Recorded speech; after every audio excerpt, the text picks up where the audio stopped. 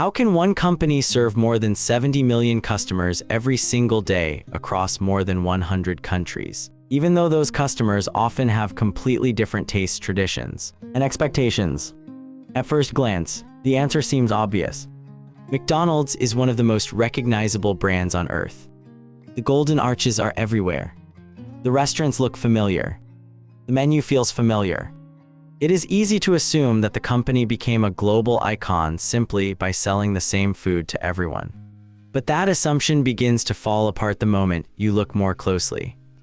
Walk into McDonald's in India, and you will not find the same flagship products that many customers expect in the United States.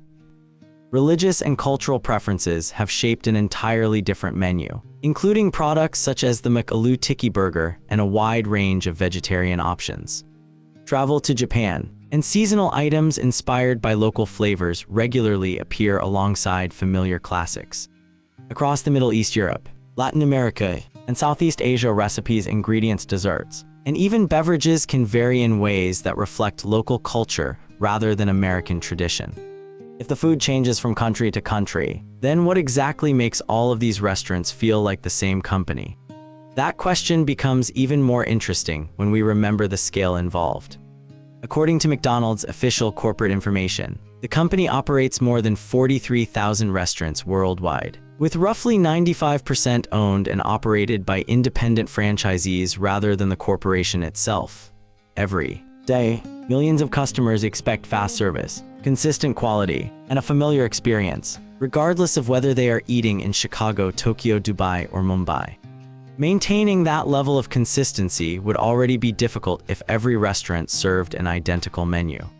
Doing it while adapting to different languages, supply chains regulations, religious practices, consumer preferences, and competitive environments seems almost impossible. Most global companies eventually face a difficult choice. They can protect consistency by keeping everything the same, risking the possibility that local customers reject products that do not fit their culture. Or they can adapt aggressively to every market, risking the possibility that the brand gradually loses its identity. For decades, many business observers have framed international expansion as a trade-off between standardization and localization. The more you gain in one direction, the more you lose in the other. Yet McDonald's appears to have avoided that trap. The company continues to expand across remarkably different markets while remaining one of the most recognizable consumer brands in the world. That raises a much deeper question than whether its burgers taste different from one country to another. Perhaps we have been looking at the wrong thing all along. Maybe the real source of McDonald's global success is not hidden inside the menu. Maybe the menu is only the most visible part of something much larger, something customers experience every day without ever noticing it. To understand why McDonald's works across so many cultures, we first need to understand how the company stopped thinking like a chain of restaurants and started building something that could grow far beyond food itself. To understand how this became possible, it helps to forget the image of McDonald's as a restaurant chain for a moment and look at it as an operating system. The company itself has described its business through what it calls the three-legged stool. The three legs are McDonald's Corporation, its franchisees, and its suppliers. According to the company, none of these parts can succeed independently for very long. The stability of the entire business depends on keeping all three aligned. That philosophy explains why McDonald's expanded differently from many restaurant brands. Most people imagine international expansion as opening company-owned stores around the world. McDonald's chose a different path. Roughly 95% of its restaurants are owned and operated by local franchisees. Instead of directly managing thousands of restaurants in dozens of countries, the corporation provides the brand, operating standards, training systems, technology platforms, supply chain requirements, and business processes, while local entrepreneurs invest their own capital and manage day-to-day operations. This distinction matters because local owners understand their own markets far better than a headquarters located thousands of miles away ever could. They understand local eating habits, customer expectations, labor markets, pricing sensitivity, and cultural preferences. They know which products resonate with customers, which ingredients are available, and which regulations affect food preparation. That local knowledge gives McDonald's an enormous advantage when entering new markets. But it also creates a serious management problem. If every franchise owner makes independent decisions, the brand gradually becomes inconsistent. Service quality begins to vary. Food safety standards become uneven. Customer expectations become unpredictable. Eventually, customers stop trusting what the brand represents. On the other hand, if headquarters controls every operational decision from the top, the company risks ignoring local realities. A strategy that works perfectly in one country may fail completely somewhere else because culture, religion, income levels, or consumer behavior are fundamentally different. This is the dilemma that every global consumer brand eventually encounters. Expansion requires local flexibility. Scale requires operational discipline. Most companies become stronger in one area by sacrificing the other. McDonald's spent decades trying to avoid making that trade-off. The corporation invested heavily in building standardized training programs, detailed operational procedures, supplier qualification systems, restaurant design principles, and technology that could be replicated across thousands of locations. At the same time, it deliberately left room for local markets to adapt products, pricing, promotions, and portions when necessary. That balance extends well beyond the menu. Food safety requirements are governed by rigorous global standards. Suppliers must meet strict quality expectations before entering the network. Restaurant operations are designed around repeatable processes rather than individual talent. Employees are trained using consistent methods so that service quality does not depend entirely on personal experience or local habits. Meanwhile, local markets retain enough flexibility to respond to customer preferences that headquarters could never predict from afar. These two layers operate simultaneously. One protects consistency. The other protects relevance. Neither can succeed without the other. What makes this particularly interesting is that customers rarely notice any of it.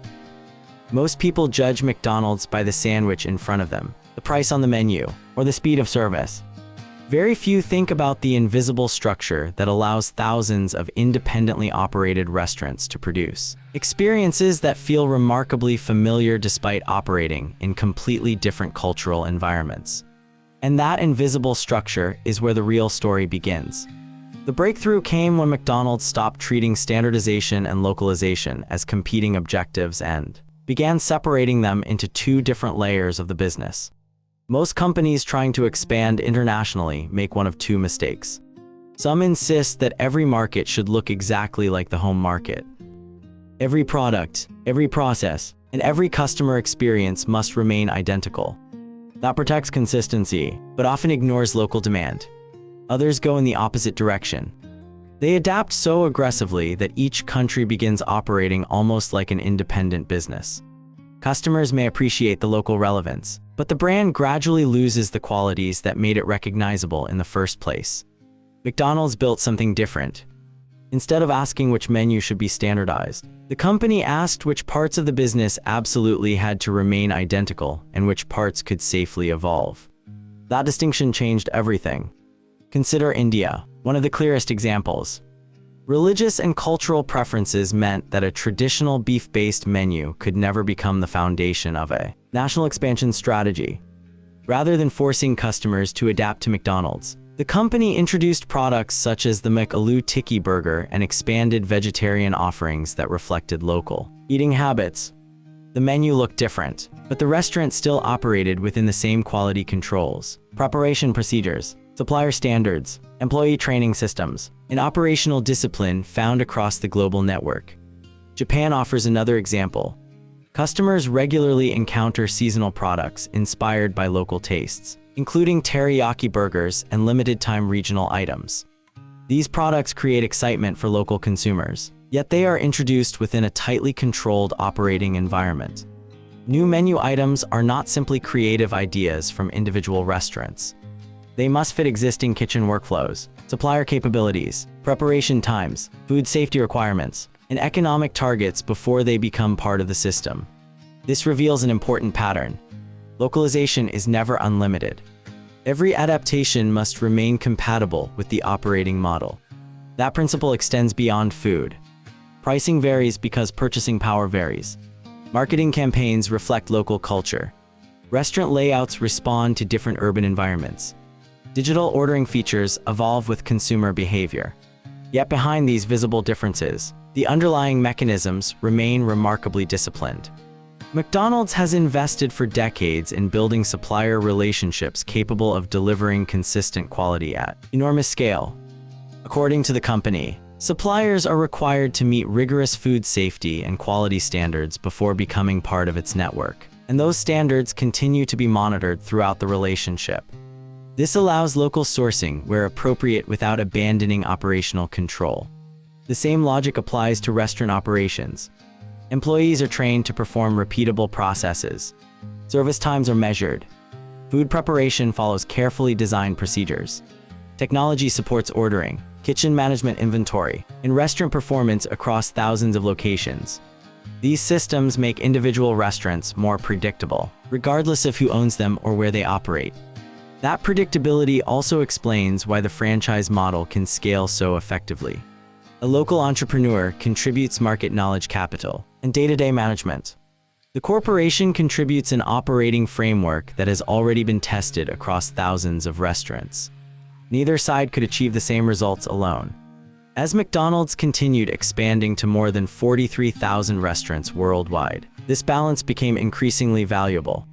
Every additional country introduced new consumer preferences, new regulations, and new competitive conditions. Yet each successful expansion reinforced the same pattern. The visible parts of the business changed. The invisible parts became even more disciplined.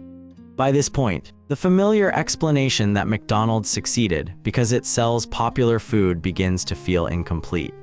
The menu clearly matters, but the evidence suggests that something much more fundamental is being replicated every time a new McDonald's restaurant opens anywhere in the world. At this point, it becomes clear that one of the most common explanations for McDonald's global success is also one of the least complete. People often believe the company built a worldwide brand by making customers accept the same products everywhere. The evidence points in a different direction.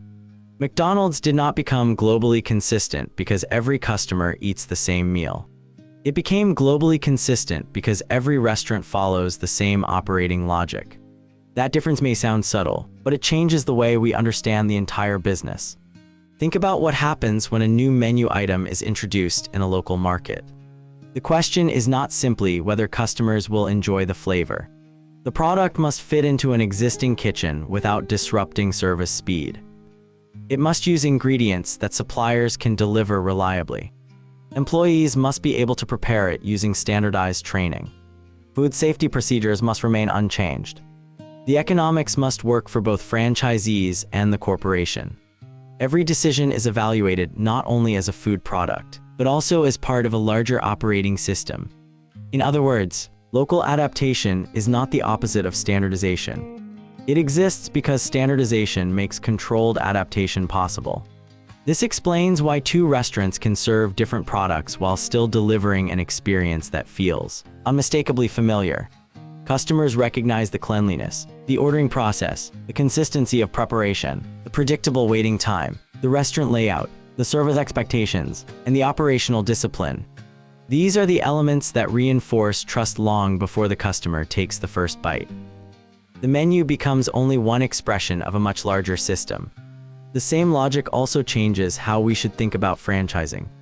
A common assumption is that franchising is primarily a way to expand quickly while reducing corporate investment. There is truth in that observation, but it does not explain why the model has remained effective across decades and thousands of locations.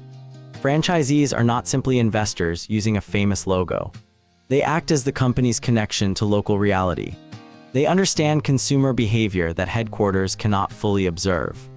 They recognize regional preferences, competitive dynamics, labor conditions, and cultural expectations. Their knowledge allows McDonald's to adapt where adaptation creates value. At the same time, those entrepreneurs operate inside a framework that defines how the business functions. Operational procedures, supplier standards, technology platforms, quality controls, restaurant economics, and performance measurements create boundaries that protect the brand while still allowing local flexibility. Neither side dominates the other. Local knowledge improves the system. The system disciplines local execution. That relationship is one of the reasons McDonald's has been able to continue expanding without becoming fragmented. The same pattern appears throughout the company's business model. Its supply chain is not designed merely to purchase ingredients. Its training programs are not designed merely to teach employees. Its technology is not installed merely to improve efficiency. Each component reinforces every other component, making the entire organization more repeatable as it grows. As more countries are added, complexity naturally increases. Yet instead of allowing complexity to weaken consistency, McDonald's uses its operating model to absorb that complexity. The visible diversity across markets is real. Customers in different countries genuinely receive products designed for their own preferences. But beneath those visible differences lies a business architecture that changes very little. That is why focusing only on burgers' menus or recipes misses the larger picture. The product customers order may change from one country to another. The method that produces the experience almost never does.